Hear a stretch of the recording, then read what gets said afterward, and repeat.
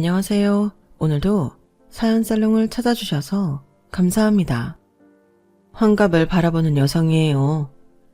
몽골 속담에 이런 말이 있대요.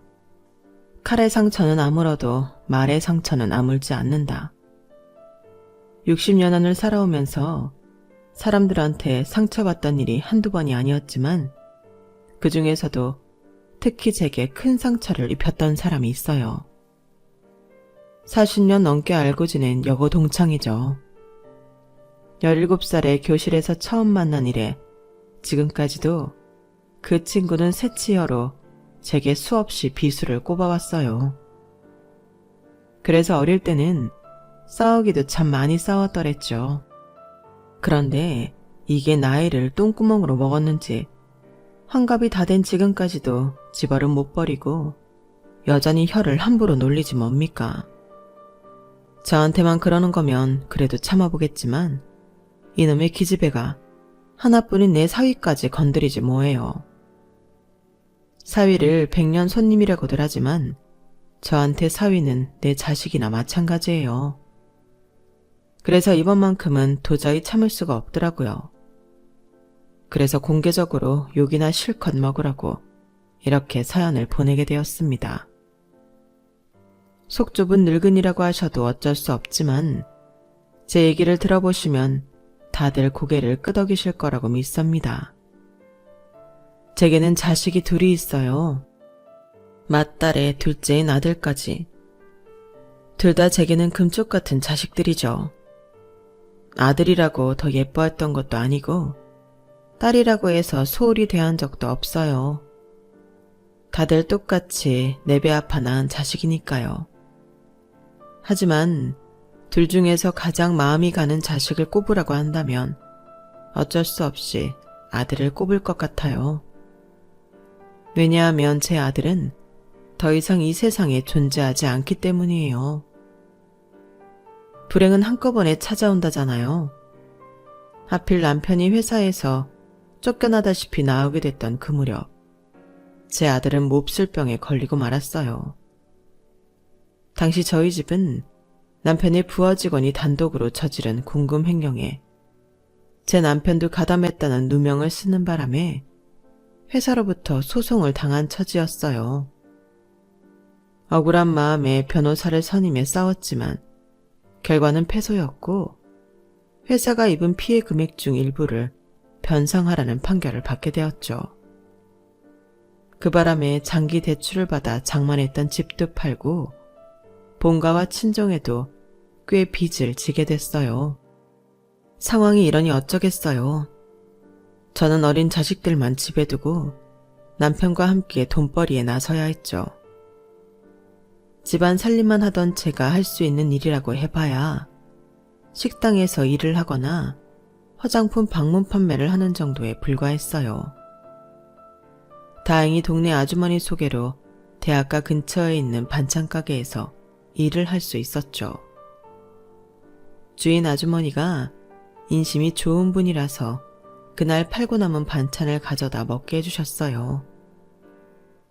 그렇게 반찬값도 아껴가며 어떻게든 이 난관을 헤쳐가려 안간힘을 썼는데 그 노력이 한순간에 무너져버리는 사건이 발생한 거예요. 아들 녀석이 코피도 자주 쏟고 빈혈도 심한 데다 감기 기운이 오래가서 한동안 동네 약국에서 약을 지어다 먹였거든요. 그런데 이게 그렇게 나을 게 아니었던 건가 봐요. 그날도 가게에서 일을 하고 있는데 아들 학교에서 전화가 온 거예요. 저희 애가 학교에서 쓰러져 병원에 실려갔더라고요. 가게 사장님께 양해를 구하고 병원으로 달려갔는데 거기서 대형 병원으로 가보는 게 좋겠다고 그러더군요. 그 말에 덜컥 겁부터 났어요. 그때만 해도 아이 상태가 어느 정도로 심각한지 몰랐기 때문에 돈 걱정이 먼저 됐거든요. 집이 어려워진 이후로 의료보험비를 못 냈기 때문에 검사비도 만만치 않게 들 텐데 어쩌나 싶었죠. 아들을 데리고 대학병원에 도착해 혈액 검사를 받았고 수치가 비정상적으로 나와서 바로 정밀검사까지 진행했어요. 아이가 검사를 받는 동안에도 저는 당장 어디서 돈을 구해야 하나 그 걱정을 했어요. 그런데 거기서 청천벽력 같은 소리를 듣게 된 거예요. 우리 애가 급성 백혈병이라더군요.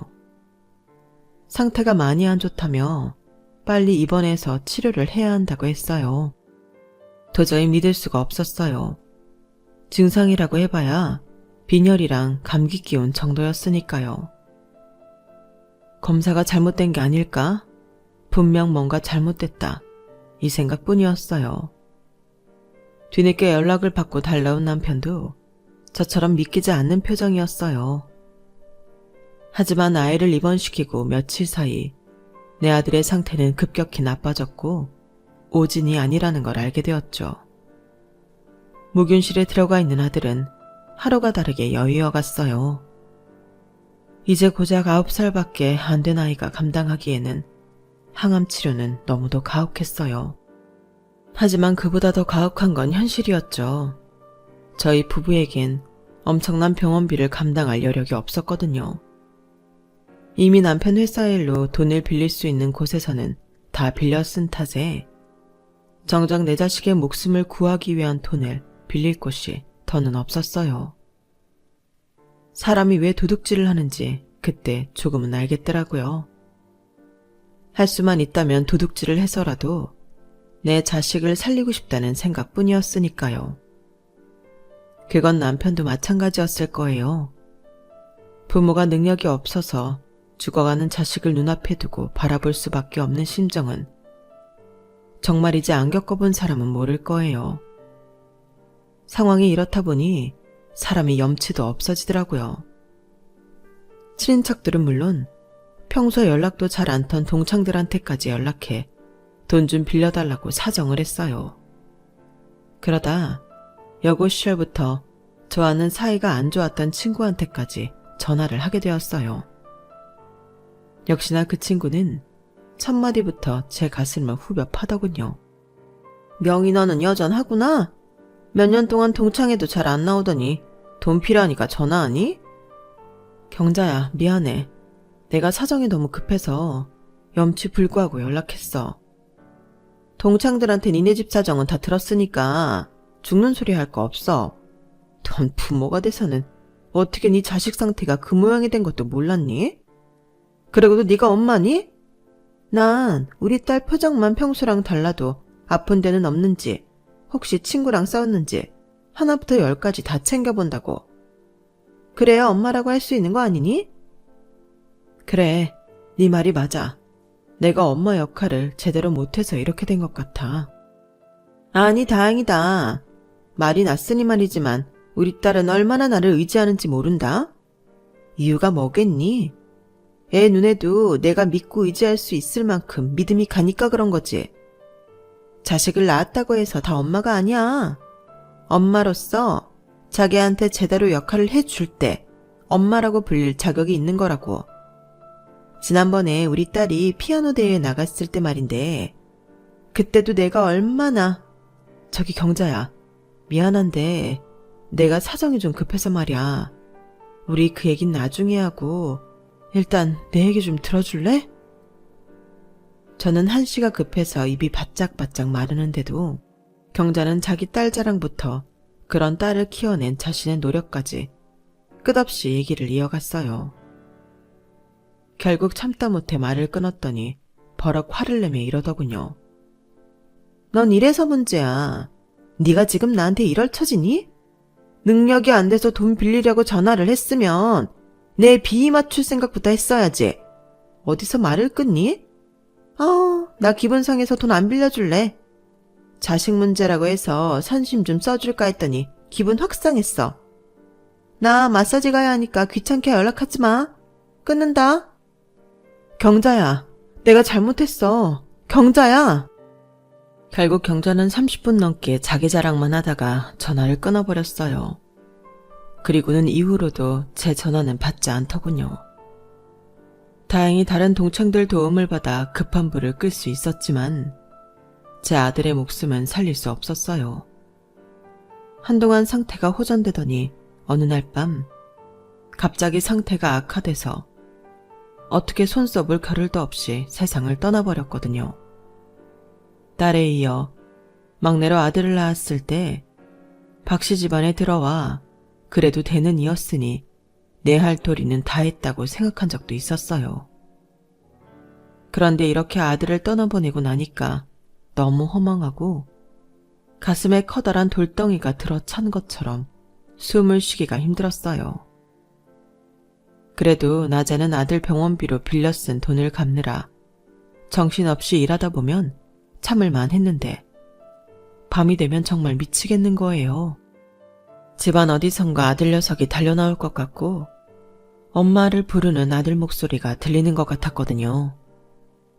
이렇게 빨리 갈 줄 알았다면 아들 녀석이 좋아하는 햄버거도 자주 사주고 갖고 싶다던 게임기도 자주 사주는 건데 늘 다음에라는 말로 미루기만 했던 게 너무 미안해서 가슴이 미어질 것 같았어요. 그래서 언제부턴가 멀쩡한 정신으론 도저히 잠을 이룰 수가 없어서 남편과 딸아이 몰래 부엌에 쭈그려 앉아 깡소주를 마시기도 했어요. 처음엔 한 병도 채 마시기 전에 정신이 몽롱해졌는데 그것도 시간이 지나니 술이 늘어서 2병을 마셔도 정신이 말짱하더라고요. 차라리 취해서 아무 생각 없이 잠들고 싶은데 말이죠. 가족들 몰래 밤마다 술에 취해 잠들던 저는 알코올 중독 직전까지 가게 됐어요. 당신 미쳤어? 도대체 언제까지 이럴 거야? 당신 완전 알코올 중독이야. 딸 자식 보기 창피하지도 않냐고. 제발 정신 좀 차려. 내가 뭘 어쨌다고 그래. 그깟 술 좀 마시는 게 뭐 어때서? 내가 돈을 안 벌었어. 애들 건사를 못했어. 아님 집안 살림을 안 했어. 다 하고 술 좀 마시겠다는데 왜 난리냐고. 술이라도 안 마시면 도저히 못 살겠는데 그럼 나보고 어쩌라는 거야. 왜 날 못 살게 구냐고. 이게 다 당신 때문이야. 당신이 멍청하게 누명만 쓰지 않았으면 우리 민수 그렇게 안 죽었어. 내 새끼 그렇게 죽지 않았을 거라고. 살려내. 우리 민수 살려내. 남편 잘못이 아니라는 걸 알면서도 그때는 남편 탓이라도 해야 버틸 수 있을 것 같았어요. 지금 생각해보면 그때 저는 거의 반은 미쳐서 살았던 것 같아요. 왜 아니겠어요. 자식을 잃은 여자가 정신이 온전하면 그게 더 이상한 거죠. 매일 밤 술에 의존해 잠을 이루던 제가 한순간에 술을 끊고 정신을 차리게 된 건 딸아이 때문이었어요. 하루는 제가 일하는 반찬가게로 딸아이 담임선생님이 전화를 했더라고요. 뜬금없이 학부모 면담을 하자는 거였어요. 제 딸은 속도 깊고 차분한 애로 나이는 12살밖에 안 됐지만 어른처럼 손갈 데 없는 아이라서 그때까지 한 번도 문제를 일으킨 적이 없는 애였어요. 그래서 면담을 요청하는 담임선생님의 전화에 놀랄 수밖에 없었어요. 그렇게 시간을 내서 딸아이 학교에 찾아간 저는 담임선생님이 내민 딸의 국어 공책을 보고 그 자리에서 오열하고 말았어요. 그 공책에는 수업 시간에 지은 딸아이의 시가 적혀 있었어요. 자신이 술이 되어 엄마의 슬픔을 다 잊게 해주고 싶다는 내용의 시였죠. 그 시를 보는 순간 둔기로 뒤통수를 3개 맞은 기분이 들었어요. 그동안 나는 내 슬픔에만 빠져 내 아이에게 무슨 짓을 했던 건가. 엄마로서 너무 미안하고 가슴이 아파서 눈물이 멈추지 않더라고요. 떠나보낸 아들만 생각하느라 내 곁에 남아있는 딸아이 가슴에 피멍이 드는 것도 모르고 있었다니. 전 정말 엄마로서 실격이라는 생각이 들었죠. 딸아이의 시를 읽고 정신이 번쩍 든 저는 바로 집으로 가 집에 있는 술을 죄다 내다 버리고 그날부터 술을 딱 끊어버렸어요. 그리곤 아들에 대한 그리움은 잠시 접어두고 남아있는 딸한테 집중하기로 했어요. 처음엔 딸아이 때문에 슬픈 티를 내지 않으려고 했었는데 그게 시간이 지나다 보니 제 자신에게도 일종의 최면이 되었던가 봐요. 좀처럼 살아갈 희망도 없던 제가 술 없이도 멀쩡히 잠도 자고 밥도 먹게 되었거든요. 내 딸을 위해서라도 다시 일어서야겠다는 일념으로 남편과 합심해 열심히 일해 돈을 벌었고 그 결과 모든 빚을 다 청산하고 0에서부터 다시 시작할 수 있었어요. 그렇게 되기까지 20년 가까운 시간이 걸렸지만 그 긴 세월 동안 포기하지 않은 덕에 희망이 현실이 될 수 있었던 것 같아요. 성인이 된 딸은 고등학교 졸업 후 전문대에 진학해 유치원 선생이 되었어요. 아침 일찍 출근해서 일반 회사들보다 늦게 퇴근을 했지만 월급은 턱없이 적었어요. 그런 박봉을 받으면서도 딸아이는 알뜰히 저축까지 하더라고요. 언제가 될지 모르지만 결혼할 때 부모한테 손을 벌리고 싶지 않다는 게 이유였죠. 어릴 때부터 부모가 돈 때문에 힘겹게 살아가는 걸 가까이서 지켜본 터라 그런 생각을 하게 된 건지도 모르겠네요. 여고 동창들 자식들이 하나 둘 시집 장가를 가는 동안 제 딸은 묵묵히 일만 했어요. 딱히 결혼 생각이 없어 보이지는 않았는데 남자를 만나는 것 같지도 않아서 내심 걱정이 되더라고요. 그 무렵 제 딸과 동갑내기 딸을 가진 경자가 동창 모임에 청첩장을 들고 나왔더라고요. 자기 딸이 결혼한다면서요. 내가 의사 사위 들이느라 요즘 허리가 휜다. 내가 딸이 하나였으니 망정이지 의사 사위 둘만 들였다간 길바닥에 나 앉을 판이라니까. 그래도 우리 집 바깥 양반 말대로 이것도 일종의 투자다 생각하니까 돈 아까운 줄은 모르겠더라. 근데 명인이네 딸은 결혼 소식 없니? 만나는 남자도 없대? 하긴 니네 집 꼴을 보면 내가 네 딸이라도 남자 데려가 인사시키기 좀 그렇지. 니네 아직 전세 살지? 어쩜 말을 해도 꼭 저렇게 하는 건지 정말 저 주둥이를 바늘로 꽉 꿰매고 싶었어요. 하도 얄미워서 얘 앞에서는 절대 고개 숙이고 싶지 않더라고요. 맞아. 전세 살아. 그래도 빚 다 갚고 마음이 편해서 그런가 살만하네. 살만하긴 죽지 못해 사는 거 다 아는데 네 아들 죽고 아들 병원비로 진빚 갚느라 파출부까지 한 거 다 아는데 어디서 대도 않는 소리를 하니? 힘들면 힘들다고 말해. 안 그런 척하는 게 더 불쌍해 보이니까. 난 솔직히 명희 너 생각하면 숨이 턱 막힌다. 인생이 박복해도 어쩜 그렇게 박복하다니? 네가 전생이 죄가 많긴 한다 보다. 그러니 아들 자식 잡아먹고 평생을 그렇게 지질이 궁상으로 살지. 뭐? 자식을 잡아먹어? 야, 조경자. 너 뚫린 입이라고 말 함부로 할래? 어제가 안 한 건 참고 넘어가려고 마음 다잡고 있는 판에 아들 얘기가 나오자 저도 모르게 폭발해버렸어요. 그러자 옆에 있던 동창들이 나서서 저를 말리더라고요. 그리곤 저 대신 경자한테 한 소리씩 했어요. 그제야 경자는 마지못해 제게 사과를 하더군요. 사실 경자가 번번이 저를 못 잡아먹어서 안다는 이유가 있긴 해요. 경자네 둘째 오빠가 고등학생 시절부터 저를 많이 좋아했었거든요. 경자를 시켜 연애 편지도 보내고 길에서 마주치며 빵집에도 데려가 빵도 사주고 버스를 타면 저 대신 회수권도 내주고 할 정도로요. 하지만 저는 경자 오빠가 마음에 들지 않았어요.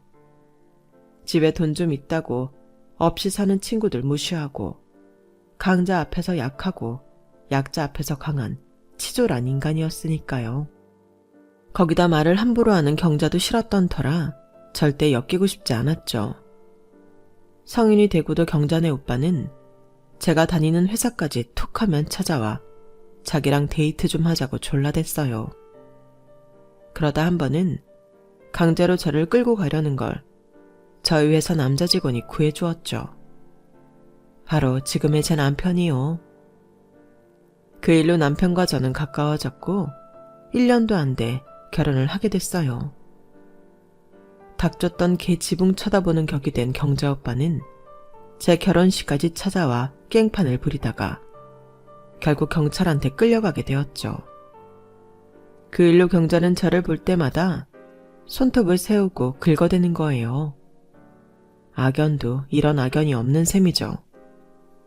생각 같아선 경자 딸 결혼식에도 안 가고 싶었지만 동창들이 하도 닥달을 해서 눈 딱 감고 다녀왔어요. 연예인들이 호텔에서 결혼식 하는 걸 TV를 통해 본 적이 있긴 하지만 일반 사람들도 호텔 결혼식을 한다는 건 그때 처음 알았네요. 확실히 돈이 좋긴 하더라고요. 음식도 훌륭하고 식장 자체도 고급스러워서 그날의 주인공인 신랑 신부가 확실히 빛났거든요. 저 자리에 내 딸이 서 있다면 어떤 기분일까 상상하면서 동창 딸의 결혼식을 지켜보았어요.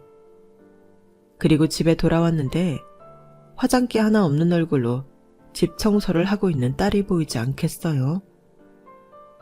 부모 잘못 만나서 고생만 하는 딸이 그날따라 더 안쓰러웠어요.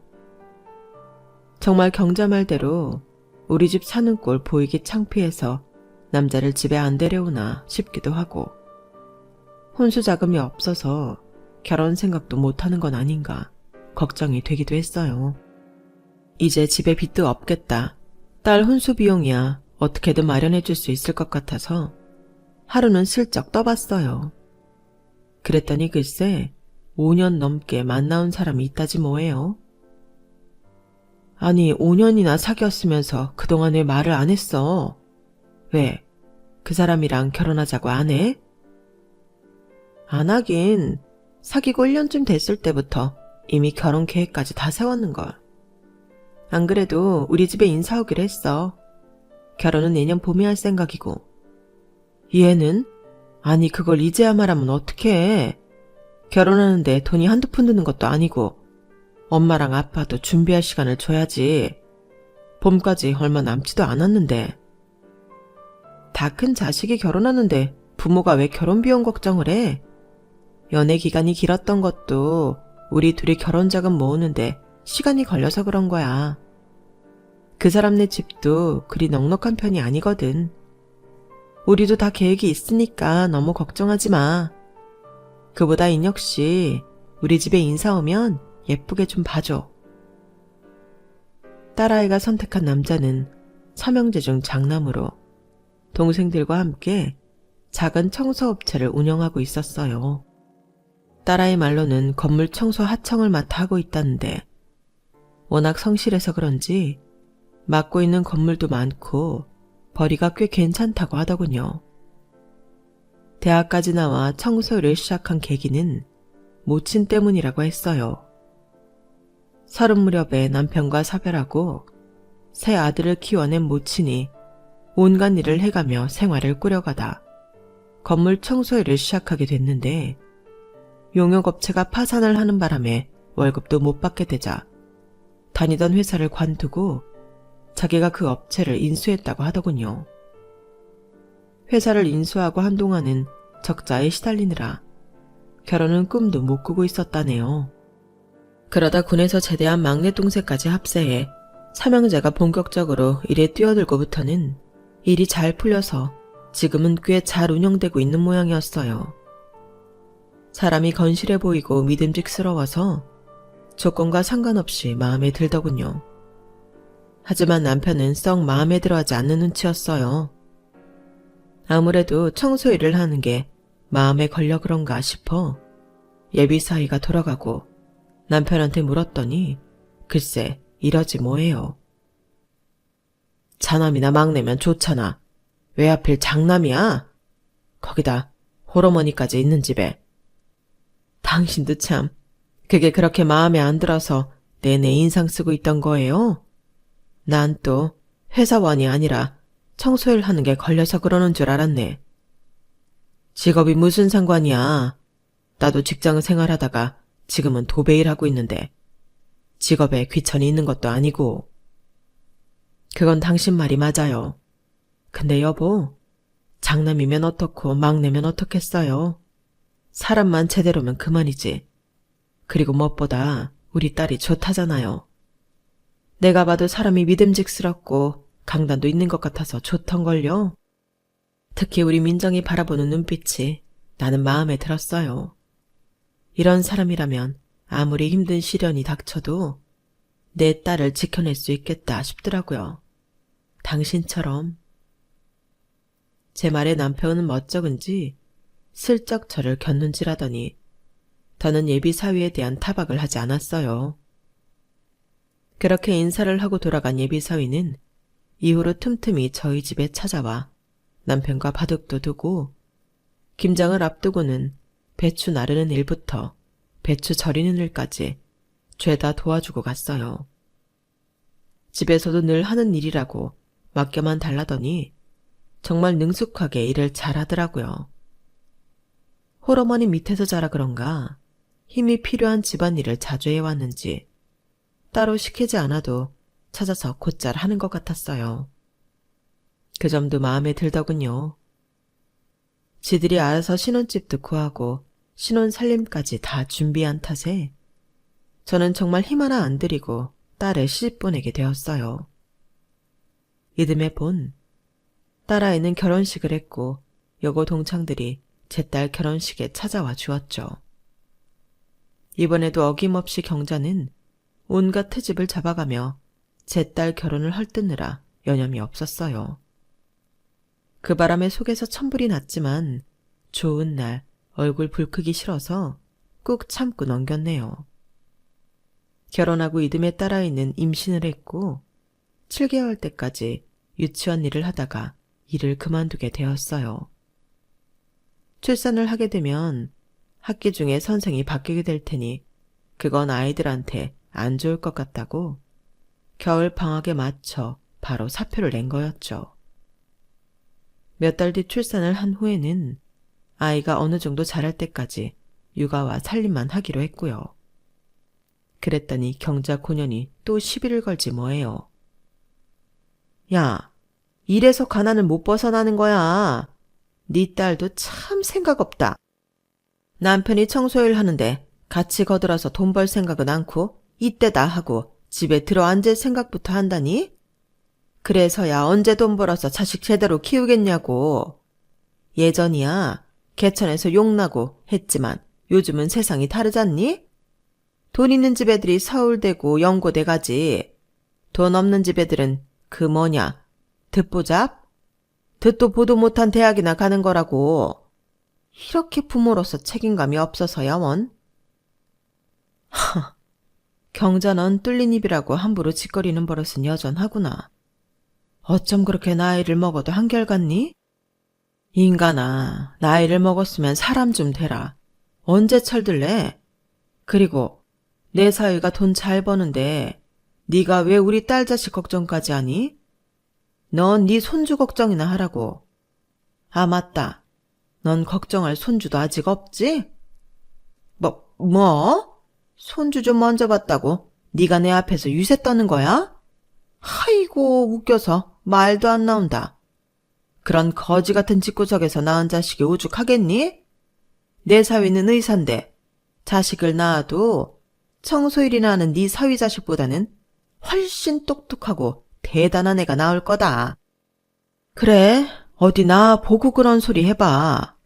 비록 내 사위가 청소일은 하고 있지만 서울대에서 4년 내내 장학금 받고 다닌 사람이야. 네 사위는 지방대 의대 출신이라며? 머리로만 비교하면 글쎄다. 네 사위가 내 사위 못 따라오지 않을까? 사위들 직업과 출신 대학으로 싸우는 장모들이라니. 유치한 건 알지만 저도 경자한테만큼은 지고 싶지 않아서 끝까지 이빨을 세웠어요. 누가 뭐래도 나한테 내 사위는 세상에서 최고이기도 했고요. 개처럼 벌어서 정승같이 쓰라 했다고.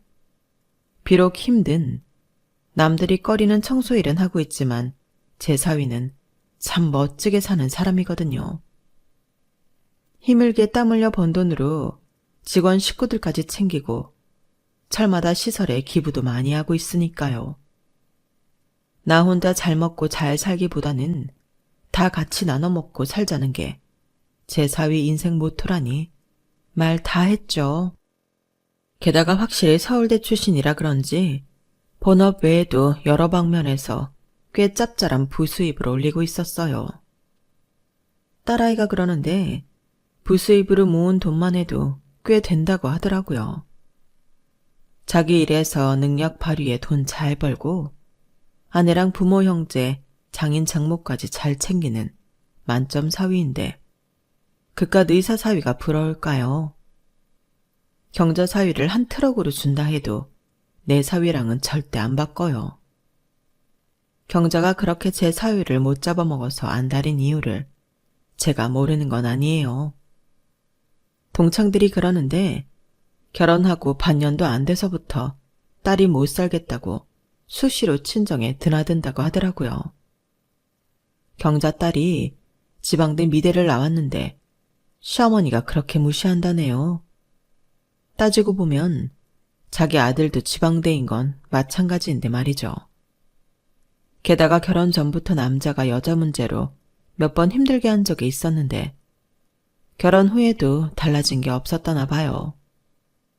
경자 딸이 제 딸보다 1년 먼저 결혼했지만 아직 애 소식이 없는 것도 둘 사이가 안 좋아 그런다는데 아무리 그래도 그렇지 그렇다고 애꿎은 내 사위한테 함부로 하는 건 저도 두고 볼 수는 없죠. 나한테 그러는 거야 참고 넘기겠지만 내 자식이랑 내 사위 건드는 건 절대 용서가 안 되거든요. 그래서 언제 한번 경자 저걸 정신 차리게 해줘야겠다 생각했는데 그날이 이렇게 빨리 올 줄 누가 알았겠어요. 그동안 청소일 한다고 주변에서 내 사위를 깔본다는 건 저도 사람인지라 눈치채고 있었어요. 경자뿐만 아니라 다른 동창들도 은근히 내 사위를 무시하는 게 느껴졌으니까요. 동창들 모임 때 내 사위가 찾아와 장모 친구들이라고 식사 비용을 내주고 갔더니 뒤에서들 그랬다는 거예요. 자격지심에 없는 돈에 무리해서 식사 비용까지 냈다고요. 청소일에서 몇 푼이나 번다고 그런 허세를 떠냐고 말이죠. 그런데 이번에 그 주둥이들을 한 방에 누릴 수 있는 일이 생겼지 뭐예요. 제 사위가 글쎄 건물을 산 거예요. 동네 조그마한 건물도 아니고 도로변에 있는 6층짜리 건물을요. 일 외에도 부업으로 이것저것 한다는 말은 들었지만 결혼하고 10년도 안 됐는데 그 사이 그렇게 돈을 모았을 줄 누가 알았겠어요. 사위가 늘 제게 돈 잘 버는 사위 있으니 걱정 마시라고 입버릇처럼 말했지만 사실 그 말들을 고지 듣지는 않았거든요. 그런데 그 말이 빈말이 아니었던 거예요. 그래서 동창들을 불러 사위 건물에 있는 식당에서 밥을 사기로 했어요. 아직 영문을 모른 채 밥 얻어먹으러 나온 동창들은 무슨 좋은 일이 있어 밥을 다 산다고 그러냐고 묻더군요. 자랑하고 싶어서 입이 근질근질했지만 일단 밥을 다 먹고 얘기하려고 꾹 참았어요. 그리곤 식사를 마치고 나오면서 얘기를 했죠. 실은 말이야, 우리 사위가 건물주가 됐거든. 그래서 한턱 쏘려고 불렀던 거야. 나 어려울 때 니들한테 도움도 많이 받았잖니? 그 말에 동창들은 두 눈이 휘둥그레졌어요. 딱 한 사람, 경자만 빼고요. 아이고, 웃기지도 않네. 건물주? 요즘은 개나 소나 건물주라지? 왜? 어디 코딱지만한 빌라 하나 샀다니? 네 사위가 천안 청소이라는 거 여기서 모르는 사람이 어딨어. 청소부가 돈 벌어봤자 거기서 거기지. 무슨 건물주는. 되도 않는 소리 그만하고 기왕 온 김에 우리 사위 병원이나 구경들 하고 가. 작년에 우리 사위 병원 이 건물 4층으로 이전했거든. 이 건물이 신축인데다 목이 좋아서 새가 얼마나 비싼지 몰라. 돈 잘 버는 우리 사위 정도나 되니까 이런데 병원도 차린 거지. 다들 뭐해? 엘리베이터 안 타고? 경자는 제 말을 싹둑 자르곤 동창들을 데리고 자기 사위 병원으로 갔어요. 얼떨결에 말할 타이밍을 놓친 저는 뒤만 졸졸 따라갔죠. 그런데 그렇게 따라간 병원에서 수납 부스에 서 있던 제 사위와 마주쳤지 뭐예요. 일하다 왔는지 작업복 차림에 땀을 꽤 흘려서 안쓰러워 보이더라고요. 장모님, 병원엔 웬일이세요? 어디 아프세요?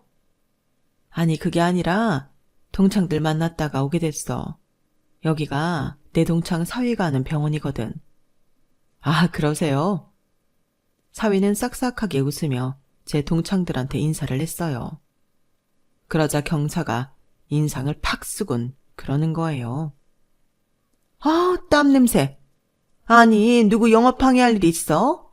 지저분하게 그 차림으로 병원에 오면 어떡해? 이봐, 정간호사. 일 제대로 안 해? 환자 좀 가려받아야 할 거 아니야. 병원 격떨어지게 이게 뭐야? 당장 걸레 가져다가 저 사람 서 있던 바닥부터 닦고 방향제 좀 뿌려. 그러자 간호사가 얼굴이 사색이 돼선 안절부절 못하는 거예요. 그리곤 이내 원장실에서 달려나온 경자 사위가 자기 장모를 다그치더군요. 장모님, 지금 뭐 하시는 거예요? 이분한테 그러시면 안 돼요. 아니, 내가 못할 말했어? 명색의 의사 장모인데 내가 내 사위 병원에서 이 정도 말도 못해? 아, 장모님도 참. 이분 이 건물 주인이에요. 그 말에 경자를 비롯해 동창들 입이 떡 벌어졌어요. 그래서 이때다 싶어 제가 한마디 했어요. 내가 그랬잖아. 내 사위가 건물주가 됐다고. 니들한테 내 사위 건물 구경 좀 시켜주려고 오늘 여기로 부른 건데 경자 네가 나대면 어떡하니? 세입자 장모가 뭐 그리 대단한 거라고. 세상에, 건물주를 자기 건물에서 내쫓는 세입자는 살다 처음이다 얘. 우리 사위 어디 아픈 건 아니지? 아프긴요. 발목을 살짝 접질린 것 같아서 진료받으러 왔죠. 기왕이면 제 건물 세입자 병원에서 진료받으면 도움도 될까 해서 온 건데 이런 인연이 있을 줄은 몰랐네요. 그래? 그럼 이 병원 말고 다른 데로 가. 내가 잘하는 데 있어. 이렇게 팔이 날리는 병원이라면 의사 실력이 형편없다는 증거거든. 경자야, 미안해서 어쩌니? 팔이 날리는 네 사위병원 내가 도와줘야 하는 게 맞겠지만 내 사위가 너무 귀한 사람이라서 아무 데서나 진료받게 할 수는 없거든. 그럼 난 내 사위 데리고 딴 병원 가볼 테니까 경자 넌 여기 더 있든가 해. 제가 사위를 데리고 병원 문을 나서자 동창들도 따라 나왔어요. 그리고 잠시 뒤 병원 안에서 경자의 악에 바친 비명소리가 들리더군요. 그날 이후 경자는 동창회에 나오지 않고 있어요. 들리는 소문엔 사위 병원이 망하고 딸과도 이혼을 해서 마음고생이 이만저만이 아니라고 하더라고요. 특히 그렇게나 무시하던 제 앞에서 그런 수모를 당한 게 참을 수 없었나 봐요. 환갑을 바라보는 나이에 벌어진 장모들의 싸움이 볼썽 사나우시겠지만 전요, 이번 일로 수십 년 묵은 채증이 확 내려간 기분이었어요. 장모 대신 제대로 복수를 해준 내 사위가 세계 최고인 것 같습니다. 아들을 가슴에 품었지만 사위가 아들이다 생각하고 잘 살아가 보려고 합니다. 지금까지 제 사연을 들어주셔서 감사합니다. 여러분들 소중한 가족들과 항상 행복하세요. 여러분, 사연 댓글에 응원과 현명한 조언 부탁드려요. 좋아요와 구독은 저에게 큰 힘이 됩니다. 오늘도 좋은 일 가득하세요.